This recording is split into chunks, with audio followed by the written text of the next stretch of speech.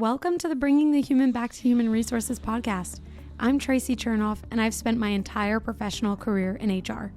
Each week, we'll explore the delicate balance between people and business with the aim to reconnect the two and create meaningful outcomes. Listen in as I share my own experiences, challenge the status quo, and chat with guests from various industries about our mission to bring the human back to human resources. Welcome back to the Bringing the Human Back to Human Resources podcast. Thank you so much for being here for another week. You know the drill. Don't forget to rate, review, and subscribe wherever you are catching this episode or where you might be watching this episode. This week, I have Steve Swan, who stands at the helm of the Swan Group executive search firm as its CEO and principal, carving a niche in the pharma biotech industries with a keen focus on IT. His fervor for industry insights offer a knack, really, for bridging the gap between top professionals and industry demands, which has been instrumental in elevating organizations and propelling careers forward. And if that's not enough, Steve also hosts the popular podcast, which I was also on. So thanks, Steve, for having me on. And that podcast is Biotech Bites. It's a show that offers a stage for dialogue with IT luminaries in biotechnology and pharmaceuticals. And while I am not an IT luminary, nor am I in biotech or the pharma industries, I hope that I was able to add some value, but it was a really great experience nonetheless. And a little bit about Steve personally, outside of work, he was once an avid mountain bike racer and has reignited his passion for cycling and ultimately aspires to traverse the United States on two wheels. He lives in New Jersey, my home state, with his wife and two daughters. Steve, thanks for coming on my podcast now. Sure. No, and you are a luminary, so you. Oh, thank you. You took that away from yourself. I'm giving it. Thank you. Luminary is a great word, actually. So I a great adjective. I appreciate that.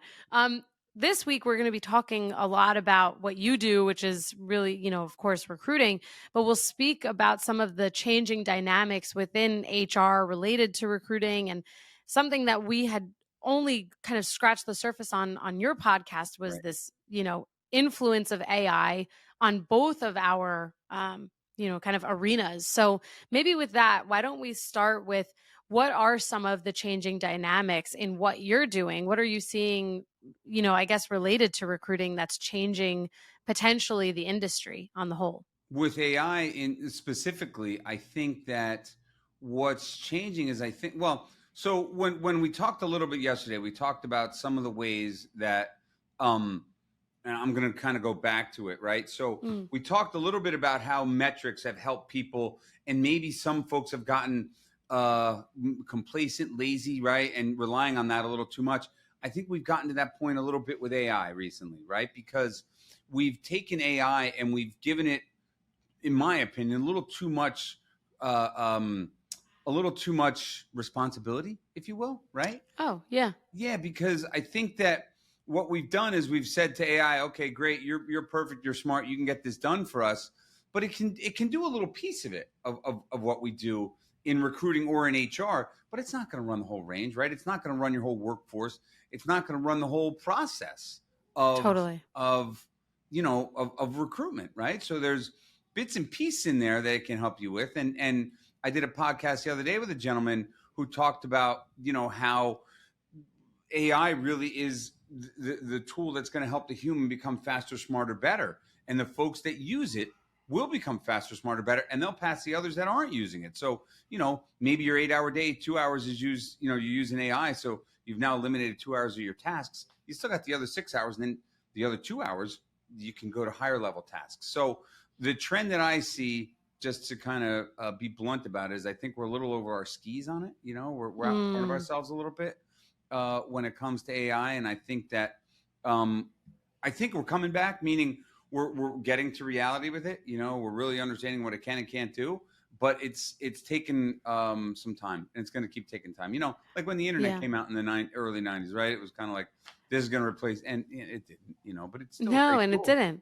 Right. It's a great tool. This is kind of what I was trying to touch on too, when you had asked me, when I was in the hot seat, so to speak, and you had asked me questions around how I felt about AI. And I really think that anytime something new or something is or feels new to us, even though AI is certainly not new, there is this immediate sense of fear. Oh my gosh, what does this mean for my job? Oh my gosh, what does this mean for my industry?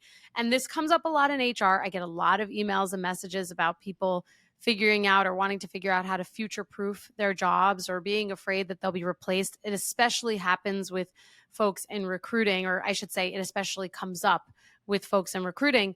And I can only further emphasize what you said, which is that it is a tool and we have to figure out how to best harness its power and what it's able to do for us. Right. I mean, so our company, the Swan Group, which I haven't gone through this with you, my mom started this company.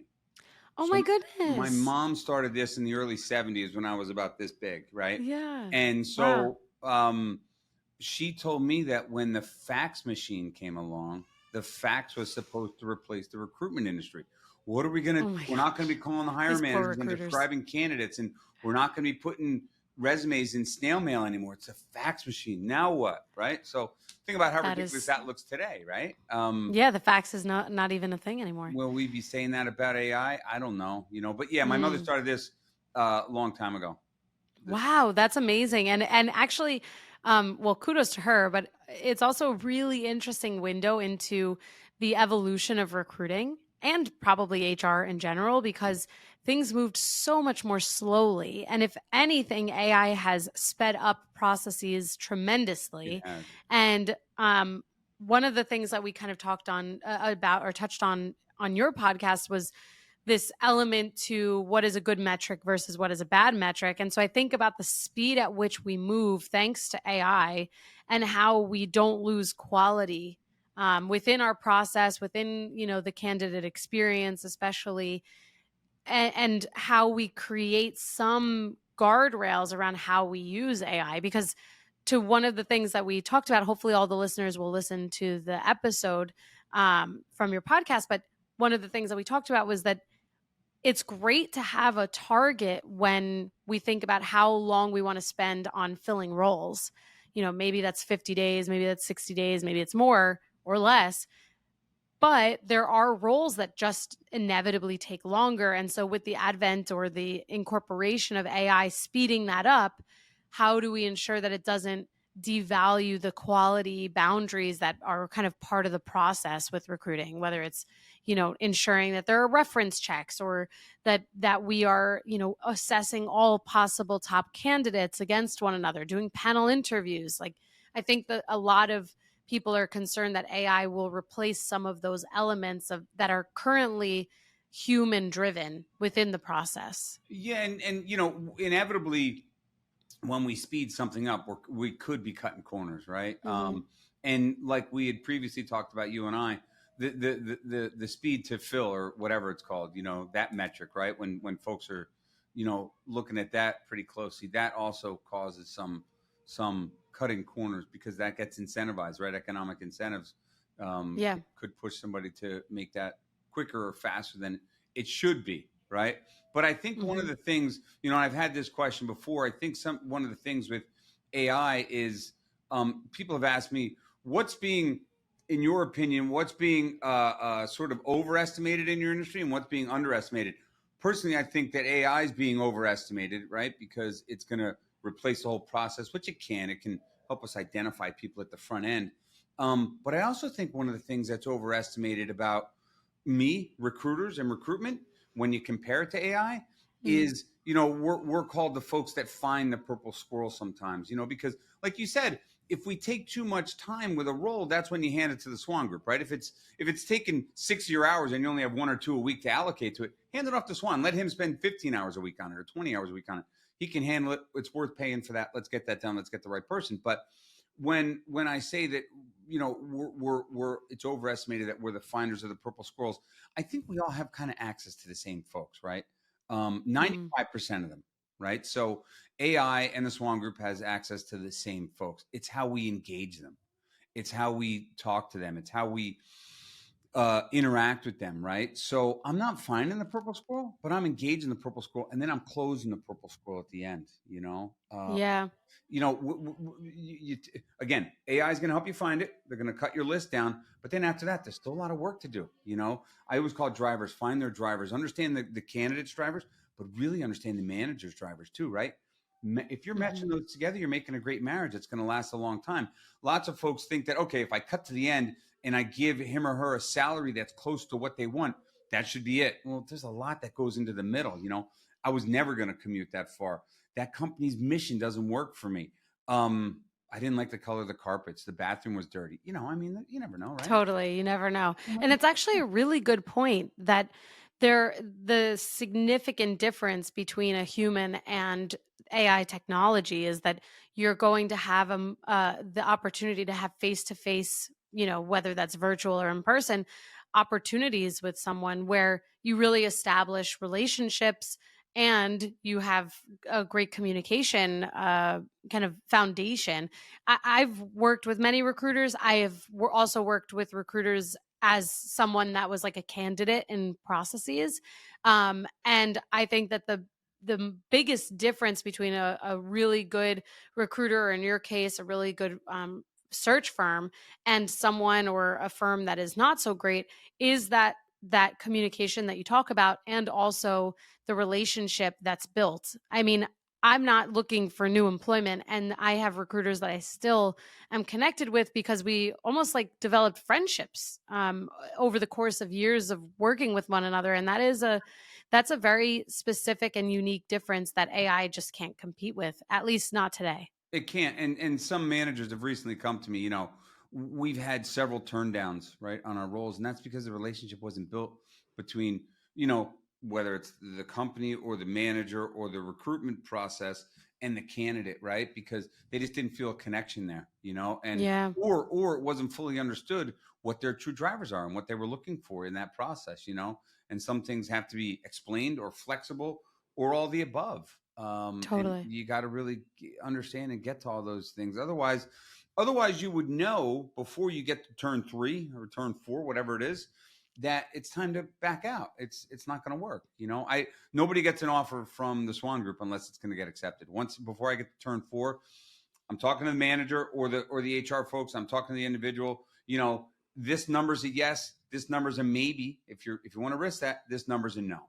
And if they don't tell me they can get to the yes, I go to the candidate and say, they're not going to get you to this yes. So I think we're done. And if they say, well, I'd really accept that maybe, I'd go back and tell the company, hey, they'd accept the maybe, Yeah. But otherwise, I don't want them to go for the approvals and the signatures and send out an offer letter. I mean, yeah. And then just for it to be, yeah. And this is also how you maintain your own brand reputation also, because then it's like you have this, fabulous percentage of acceptances from the 100% in the candidates last that 3 you're years. putting forward. Yeah. Oh, 100% in the last 3 years. That's Yeah. amazing. Yeah, just Yeah. because I'm not, maybe the companies, they could get upset and say, well, let's just give them the offer.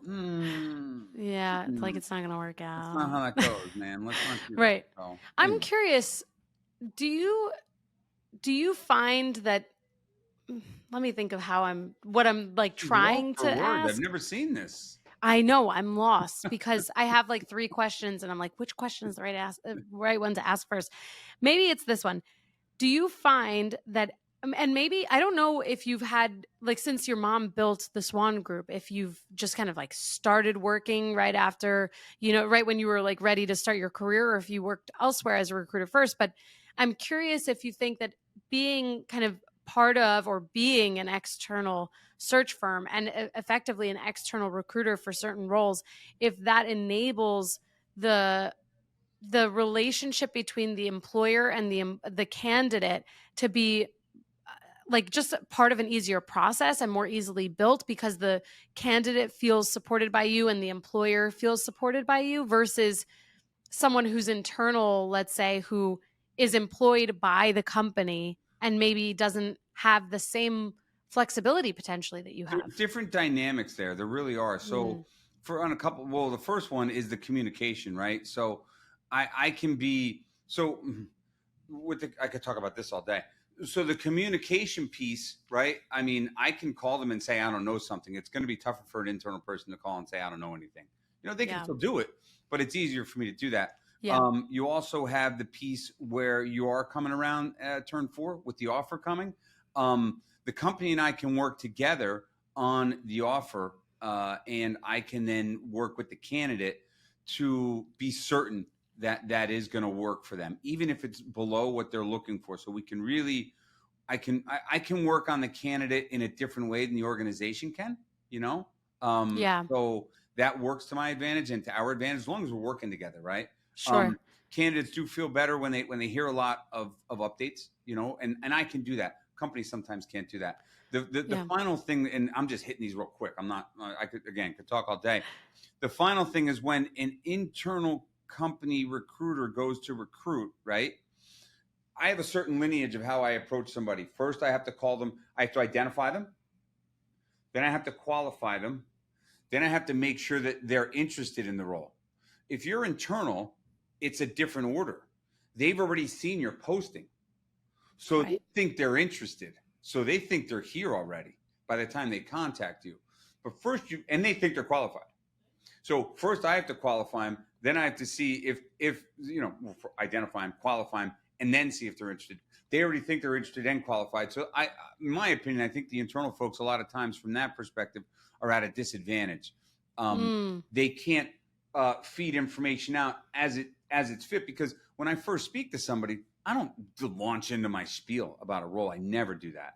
I want to hear you tell me about you, and I want to hear what you're, because the first thing someone talks about, or the thing they talk about the most, are really at the top of their list for drivers and motivations, right? Same thing with a manager.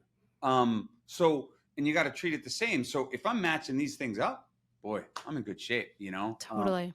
But if you don't feel it and you don't see that, then you're in trouble. And again, I think it does put the internal folks at a disadvantage because they can't do that. They've already seen the description. They know the company. So they're going to tell you stuff you want to hear, I think. Yeah. Yeah, definitely. Look, it happens where we see people who, talk the talk and then they don't walk the walk after they're hired. And it happens. I'm sure it happens more than we even realize, but it's an interesting perspective that you share that, maybe there is a bit of a disadvantage in some cases where, it's like dating. If someone knows everything about you, but you don't know everything about them, they can tell you exactly what you want to hear. And you're like, what? No, this is great. Wow, this is great. This is awesome. Yeah, we're going to get married. Yeah. Next thing you know, you're like, what is happening? You're like, who is that? Yeah, right. Yeah, exactly. Calling you from jail looking for bail money. Yeah. Right. I always come back to it's funny because I always talk about how hiring and work and all this stuff is so adjacent to dating and relationships. And so I feel like the listeners are probably used to me finding some sort of correlation there, but it really is so similar in so many ways. But I'm curious because I get a lot of outreach about this in particular because I help people with their resumes and LinkedIn and stuff like that. And it's, how do I market myself so that when someone is sourcing and looking for a candidate, not necessarily just, passively applying as the candidate, but when someone in your situation, for example, is actively looking for someone, how can they make their resumes or their LinkedIn stand out against so many other qualified people? I know it's a loaded question. No, and in today's day and age, that's more relevant than it's been, right? With AI, like we talked about. And I think everybody sets their algorithms up differently. So I can't speak to how to actually set the resume up. I just tell folks to be truthful on there and don't put anything on there you can't talk about. Number one. Number two, you do have to redo your resume for each opening, right? Each opening is different and each opening has different qualities that they're looking for. The top few bullets usually are the things they want to hear about the most. Just like in a resume, the top few bullets you put there are the things you're best at, right?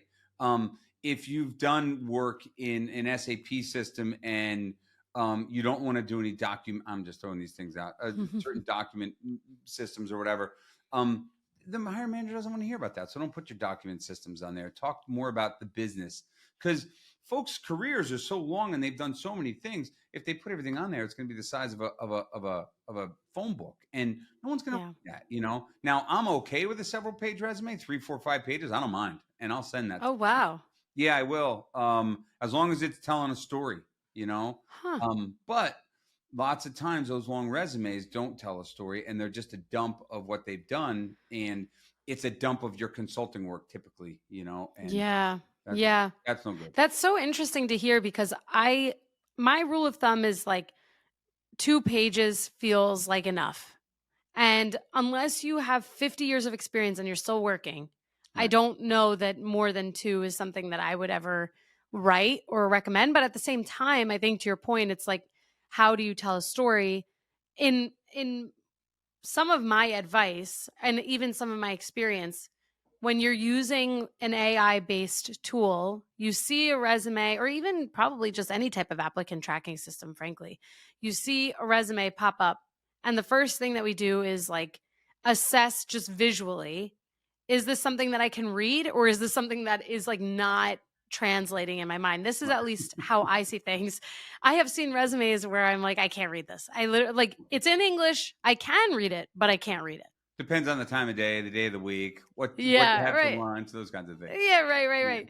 And, I think part of that too is when I think about a multi page resume, it is to me pretty important that someone looking at a glance, assuming that someone is not spending more than a minute on each resume, if they are They don't. internal, right? Like if in your case, I'm sure you spend much more time looking at resumes and much more time with candidates. And unfortunately, I don't know that that's the same for an internal process where they're seeing hundreds of applicants on one job posting.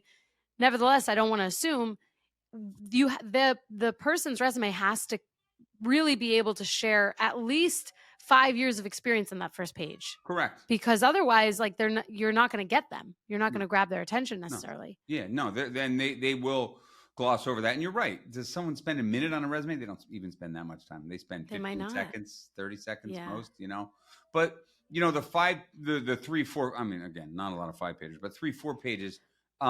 Again, I don't have an issue with if they're full-time roles and they do run through a lineage, 20 years of experience. It starts out where it's super technical. Sure. And then it graduates to this and it graduates to that. And now you're doing the strategy and the architecture work or something along those lines. Right. And to be fair, I mean, having a long resume is not going to like result in someone saying, "Oh, I can't. Like, I'm glossing over this." I think if anything, it would be a visually unappealing resume that would get that reaction first, and a long resume would probably just result in someone not getting to the end. Right. But I Which is guess fine. on the AI side, which is fine, right? But on the AI side, like, you might have more keywords in your You might. resume, so maybe we'll see the pendulum swing in that direction. You could, yeah, and yeah, you're right. I was going to say maybe they would set it up to only scan the first 2 pages, but why would you? It doesn't matter. Yeah, like, why? No Right, skin off your back, right? To have it right. scan 5 versus 2 versus 7, whatever. Right, right. It's interesting because some of the things I've seen in like recent months actually is, we have, for example, at my company, we use an applicant tracking system and we have screening questions that are set up. So when someone applies to a job, they have to answer specific questions. Are you located in X country or state, because we hire in like specific states in the US? Or if we're hiring in a country in EMEA or wherever, we ask that, right? And then it's like, do you have 5 or more years experience of X? And I'll see that, and I'm not a recruiter, but I am obviously involved in many aspects of the recruiting process. But I'll see that people will answer yes, and then the resume will say, actually, the answer is no. I know. So it's like, do you see that even in your own I see firm? that stuff all the time. And when I talk to somebody, I say, okay, listen, what you're telling me is different than what's on your resume. Okay. So let's look at your LinkedIn profile. Is LinkedIn and your resume consistent, And then I suggest, because I know a few people that I've known over the years that write resumes, but it's inevitable now. They do resumes and LinkedIn. They got to do both, Yeah. Yeah. And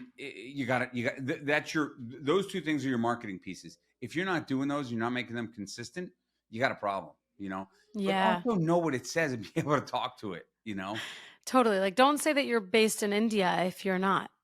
Right. Just don't do that. Don't.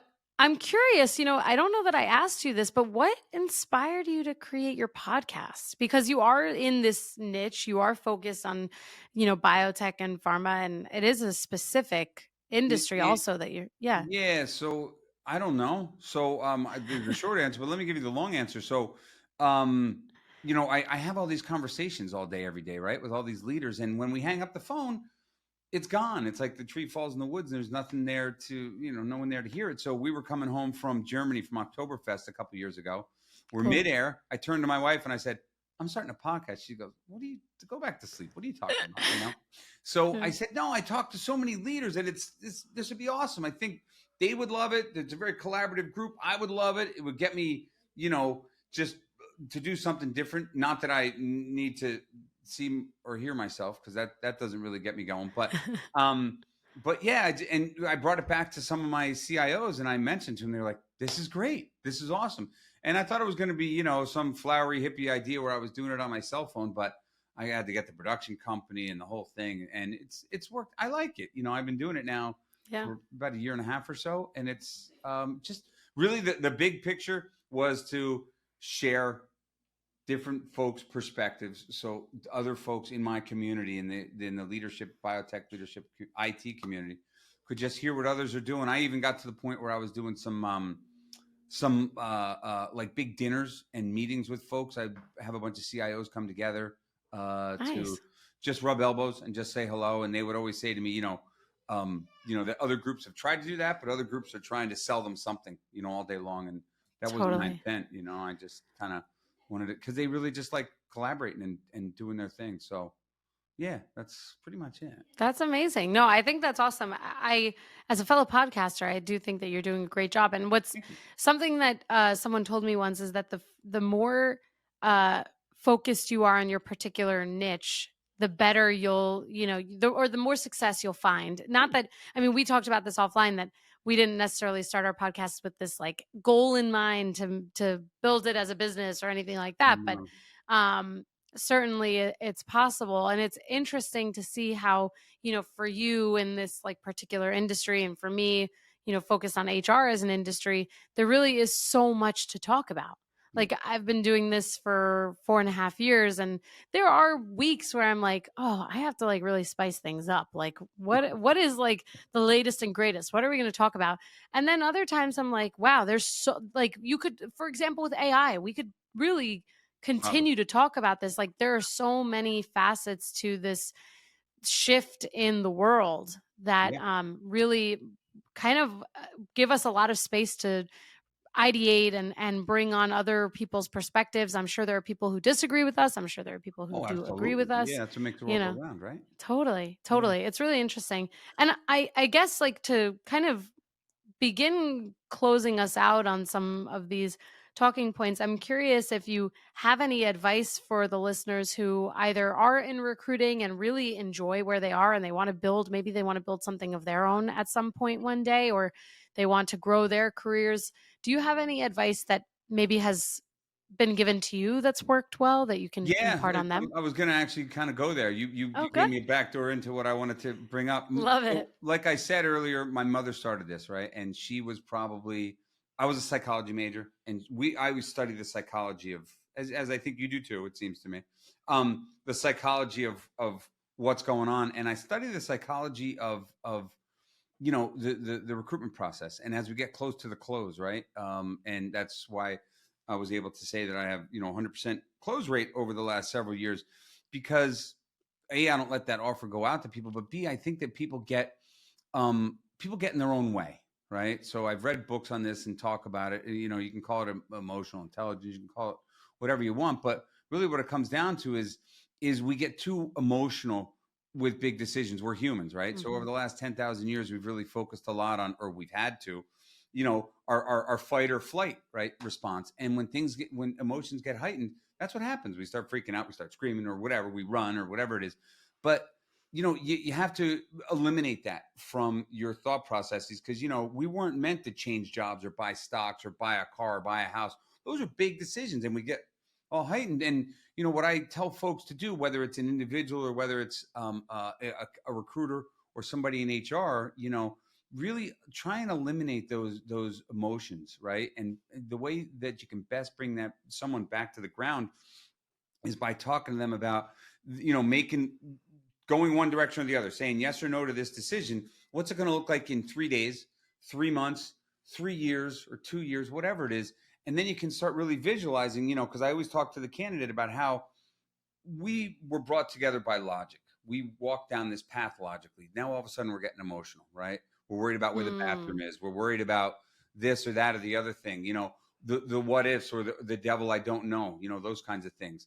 But your logic then leaves you and you start getting all freaked out about it. And that's what causes folks to say either no or not really know what they want at the end. They know what they want. They knew what they wanted all along. Otherwise, they wouldn't keep talking to me for the 8 weeks we've been talking, you know? Right. And so my advice to everybody is to try and check their emotions and really understand when you're making, when you're thinking logically and when you're thinking emotionally. If you can separate those two and understand that, you're going to make, not only in this, right? In buying a stock or buying a car, or buying a house or getting married or whatever, you're making, logical decisions, and that's going to serve you well for the long term. Yeah. Oh man, I totally agree with that. That's awesome. I gave it to you. I love it. No, it's so true. It's so true. And it takes a little while to realize, like, to have that self-awareness or to build that skill and develop that skill. But it's hard. But we're once animals, you do, we're human. It's not in us. Totally. No, it's primal for us to be like, yeah, it's out. true. And in terms of like the devil that we don't know, that is so common. People are like really excited about their new thing and they're going for it. And then they get an offer and they're like, oh my God, like I've been at this company for 7 years. I know what, I know exactly what it's like. I know who I'm working with. What if they hate me?